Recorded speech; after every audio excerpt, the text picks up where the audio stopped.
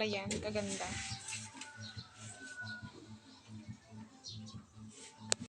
Ayan si Sia, nagtatanim ng malunggay para may sarili kami tanim. At yan, may malunggay. Ayan, saka papaya. Magtatanim din kami ng papaya para may sarili. Ayan, tulungan kami dito mag-iina. Mga na-disgrasya. Oo, service ng munisipyo yan. Mga service. Bakit kasi kami tuwing hapon pauwi ka. Parang trabaho. Ayan, lakad-lakad kami sa Siyang.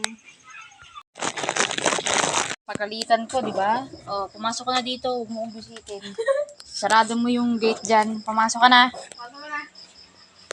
Sige. Para maano yung mga gagawa nyo. Ano kayo talaga. Sobra kayo. Ayaw yung mag-ayos. Ayusin? Ha? Magwalis muna kayo dyan. Ba't natutulog ka dito ako? Ayusin mo.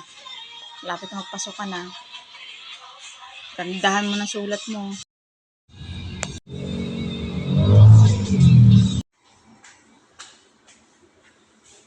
Buwan na nga yung mga halaman ko. Yan, nagdaga-daga po ng bulaklak. Tapos, ayan, may papaya ko at malunggay. So, yan, nakabigay na yung kapitbahay namin. Kaya magtatanim ako para may sarili ako. Tapos, tuwing hapon kasi, yung anak ko, naglalakad kami. Ayan, para pumayat na. Malaki na naman tayo. Kasi, yun, tapos yan. Pinagulitan ko nga yung mga anak ko kasi paulit-ulit na lang. May mga toka kasi sila sa bahay. Ayoko nang paulit-ulit. Nakapag-busy talaga.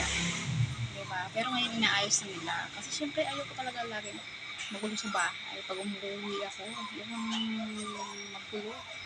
Nakapag-busy. Kaya pinapagalitan ko sila palagi. Kaya sinama ko dito sa QC. Ayan. Yung mga ganap ko sa aking buhay ngayon. Sa mga nasasabing ko lang nanonood. Bahala ka dyan, may nanonood at paano. Kung hindi man pa tayo maka-monetize pa sa ngayon kasi syempre, mahirap pa sa ngayon kasi syempre, bagong pa lang.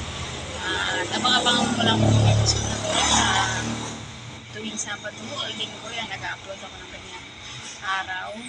At ayun nga, subscribe ka na, like, share mo lahat ng video na ito. At nakikita niyo medyo stress ako kasi minsan 1 month na kasi ako dinudugo talaga. Kasi may mga buong dugo.